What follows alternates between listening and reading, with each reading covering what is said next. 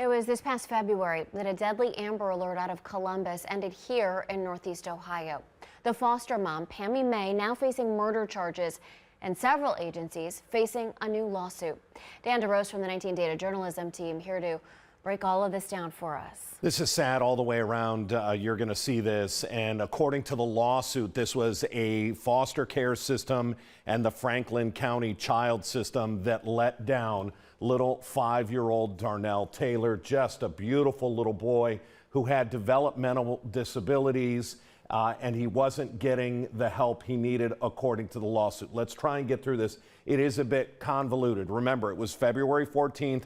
Pammy May woke up, told her husband that she had just killed their foster child, and then she took off. That set out a statewide Amber Alert. She was arrested here in Brooklyn in Northeast Ohio. The body was found a couple of days later in a drainage ditch, drainage in Columbus.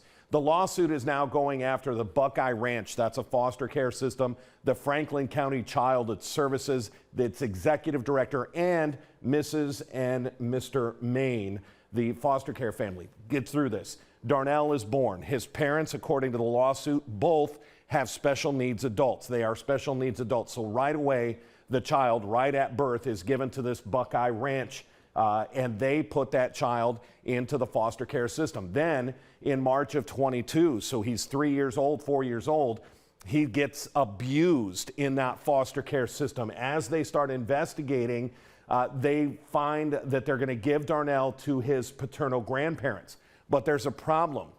He has diminished capabilities. He falls. He needs braces on his legs. The grandparents tell the system, we can't take care of him anymore. So he has behavioral issues, and they now decide that they have to give him to yet another family friend. That's in May in 2023. He's given to the Mays, Pammy Mays, and her husband.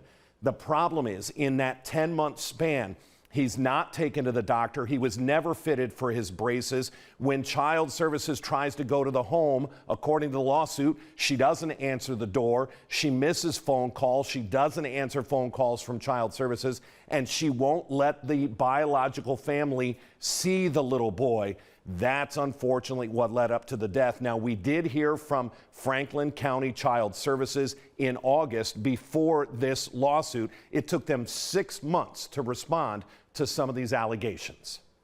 When a child dies, we can do better as a community, right? That shouldn't happen. And so how can we work together and maybe do more in the prevention space to make sure that tragedies like this don't happen in our community? Again, that was in August. This lawsuit just filed this week. The lawsuit on behalf of Darnell Taylor says the system on multiple phases missed red flags. The amount they're going after has not been announced. Nikki? All right, Dan.